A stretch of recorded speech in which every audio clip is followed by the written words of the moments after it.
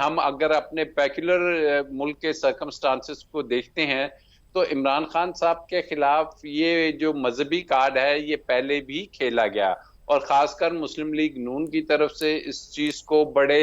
जोर शोर से उन्होंने ये खेलने की कोशिश की, और जिसका तस्करा जो चेयरमैन हैं उन्होंने अपने मुख्तलिफ तकारीर में भी किया। And hmm. अल्टीमेटली जब उन पे असैसिनेशन की अटेम्प्ट हुई तो उसमें भी हमने देखा कि जो स्टांस एक तरफ से आया कि वो जो शख्स गिरफ्तार हुआ था उसने कुछ इसी किस्म की बातें की, और ये दोबारा से उसी तरीके से पैटर्न पे जा रहा है। तो ऐसी सर्कमस्टांसेस में अगर उसके लॉयर की हद तक बात है, पहली तो मैं बात ये समझता हूँ कि अंडर द प्रेजेंट सर्कमस्टांसेस मुझे नहीं पता कि कौन गया है या कौन नहीं गया। इमरान खान साहब की हद तक मैं समझता हूं कि वो गालिबन इस ऑप्शन को, although it's an option available to him, but वो इसको अवेल नहीं करेंगे, और वो अपने